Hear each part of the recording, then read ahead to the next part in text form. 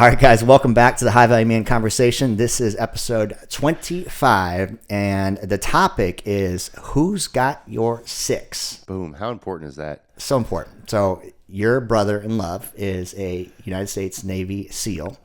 And when you think about going into battle, you're going in, kicking down doors, like you have to be dependent on the men behind you. Yeah. Yeah.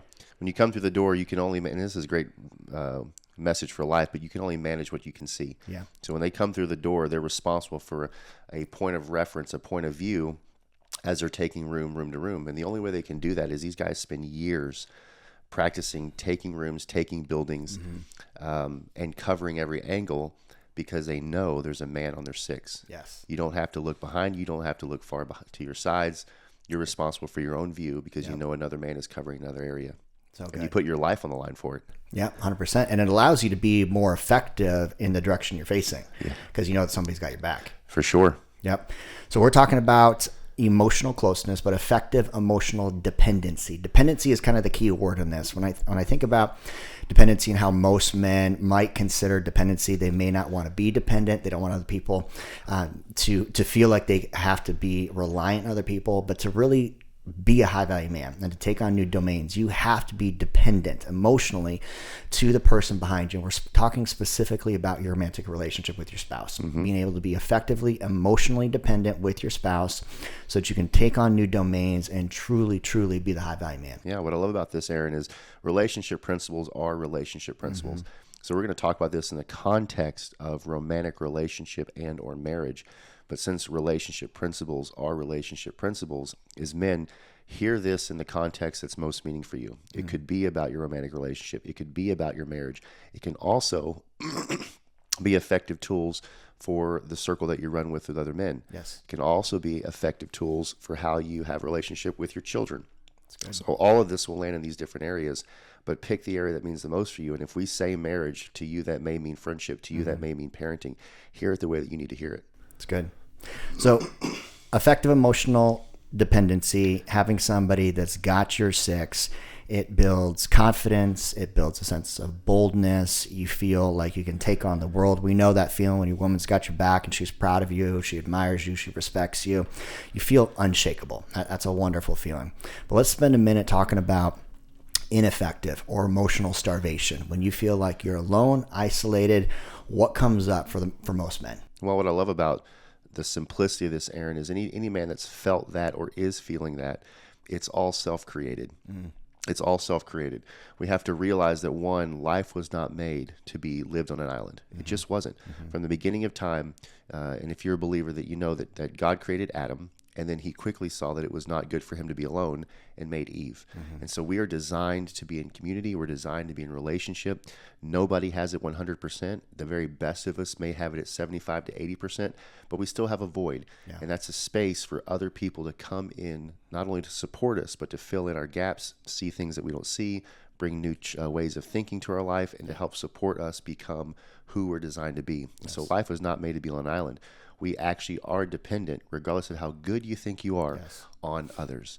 Okay. And so the big thing that we're going to land on today, which is difficult for men to conceptualize or even accept, is the emotional side of that. There's an emotional dependency. Yep. It's easy for us to go, like, I'm on a sales team and I've got a sales leader and I've got other guys around me selling, and like we trust each other, we're on a team. That's good. That's positive. But you also need to realize outside that circle, maybe even in that circle, but outside that circle, in your marriage, with your kids, and with the guys that you run with, is that there is an emotional connection there. And if it's ignored, it will lead you astray. Starved. You'll feel starved. You will feel starved out. You will. And you've got to allow these people to be who they are so that you can be who you are. Yeah. It's a need that we have. And what I love about this that a lot of guys don't realize or maybe need to be reminded is that our brains, Aaron, are half logic. The left side's logic. The other half is emotion. Yeah. So half your brain is emotion. Yep. And what I find really funny about this, because I used to be this guy, is I think I had three emotions. I would have identified three emotions: happy, hungry, angry. Yeah. Kind of thing. Yeah. And so there's that's definitely a feeling. Yeah. But there was a very limited elementary dialogue or vocabulary. A very elementary vocabulary that I had when it came to my emotions. And so when I was in a difficult scenario, I had no idea how I felt because I didn't spend any time trying to figure it out. Sure. If half my brain's emotional, then I need to understand that half my brain's emotional and learn to walk through that, how to integrate those, how to spend time understanding that how I feel is attached to every decision I make every day of my life. So good. And so many of us ignore that. Yeah. So let's paint out some symptoms for what emotional starvation looks like, because I think this is important. I think this will land for a lot of guys.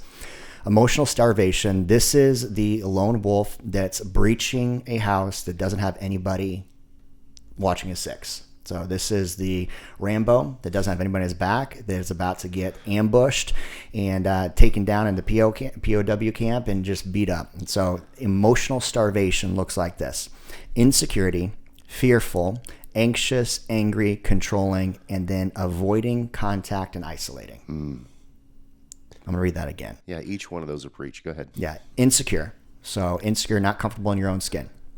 Fearful. Worst case, the worst could happen. Anxious, a feeling of just overall anxiety bubbling under the skin. You're just not comfortable. There's a feeling of doom and doomsday. Angry, quick fuse, losing your temper, frustration, irritation. Controlling especially of maybe your person, your spouse, or your kids, not being able to be confident in your leadership. It's the mirror versus the mountain, right? And then avoiding contact and full isolation. Sedation, castration, sitting on the bar stool, just drinking your feelings away. Self-preservation. Yep.